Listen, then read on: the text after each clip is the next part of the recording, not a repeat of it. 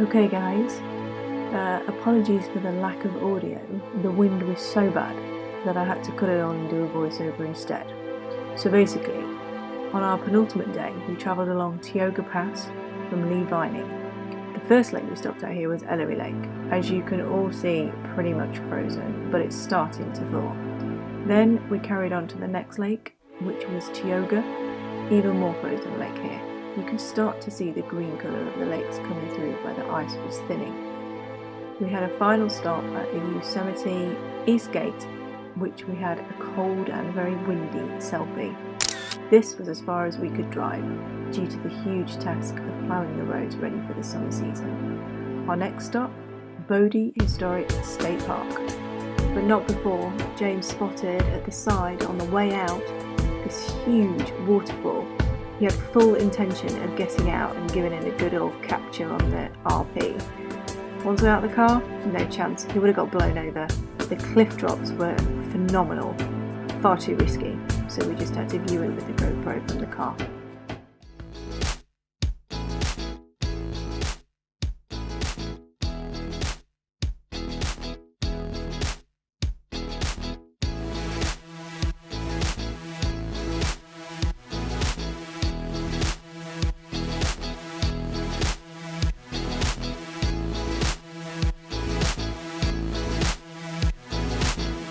We're at Bodie State Historic Park.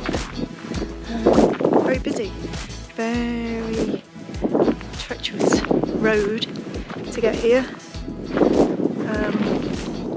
Yeah, it looks pretty cool. $8 each. Apparently nice bathrooms, so I'm going to go and visit one now. But yeah, we'll see what it's about. This is Bodie, down a really long dirt track. It's the most horrible road in the world. $8 each to get in, then she charged us for a booklet, then she informed us that the museum is shut. However, the highlight of the place apparently is that the bathrooms are absolutely amazing. If you call amazing, there's no soap, there's no hand towels.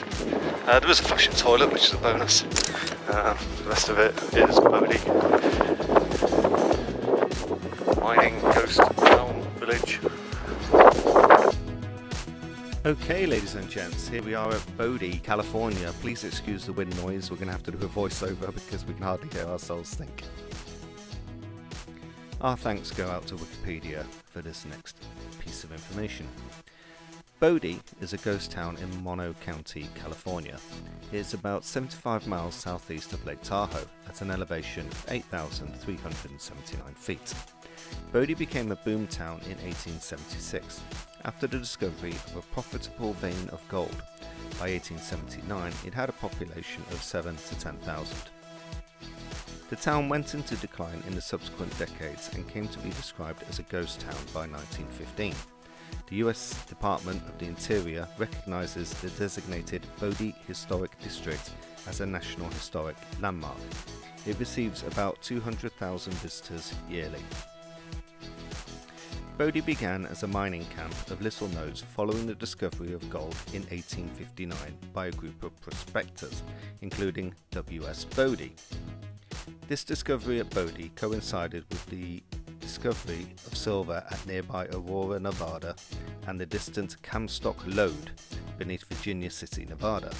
But while these two towns boomed, interest in Bodie remained lackluster.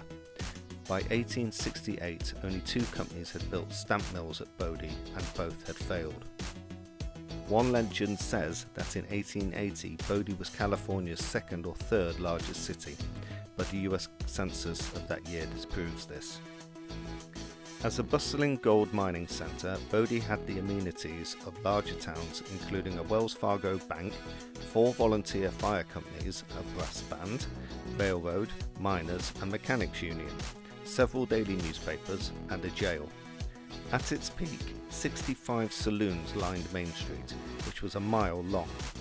Murders, shootouts, barroom brawls and stagecoach hold-ups were regular occurrences. As with other remote mining towns, Bodie had a popular, though clandestine, red light district on the north end of town. Bodie also had a Chinatown, the main street of which ran at right angle to Bodie's Main Street. At one point it had several hundred Chinese residents and a Taoist temple. Opium dens were plentiful in this area. The cemetery includes a miners' union section and a cenotaph erected to honour President James A. Garfield. Bodie was first described as a ghost town in 1915.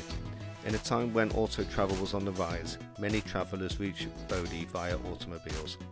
The San Francisco Chronicle published an article in 1919 to dispute the ghost town label. By 1920, Bodie's population was recorded by the US Federal Census at a total of 120 people. In the 1940s, the threat of vandalism faced the ghost town. The Kane family, who owned much of the land, hired caretakers to protect and maintain the town's structures. Bodie is now an authentic Wild West ghost town. The town was designated a National Historic Landmark in 1961, and in 1962 the state legislature authorised creation of Bodie State Historic Park. A total of 170 buildings remained. Bodie has been named as California's official state Gold Rush ghost town. Bodie is a popular destination for organised night photography, emphasising the eerie nature of the park. Today, Bodie is preserved in a state of arrested decay. Only a small part of the town survived, with about 110 structures still standing, including one of many once operational gold mills. Visitors can walk the descended streets of a town that once was a bustling area of activity. Interiors remain as they were left and stocked with goods.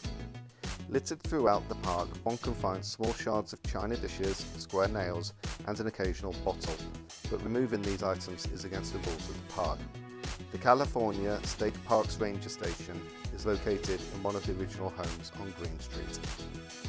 In 2009 and again in 2010, Bodie was scheduled to be closed. The California State Legislature worked out a budget compromise that enabled the state's Parks Closure Commission to keep it open. As of 2022, the park is still operating, now administered by the Bodie Foundation. So there you go. That's us walking around Bodie. We really enjoyed it. Shame about the wind. We would have really liked to have come back and done some astro in the evening, but as Jimbo said earlier, you have to come on an organised astro tour for an evening workshop, and the road was just too gnarly, too difficult to get to. But enjoy the rest of it. And of course, don't forget to wait till the end for the photos, and please give us a like and subscribe. Thanks again.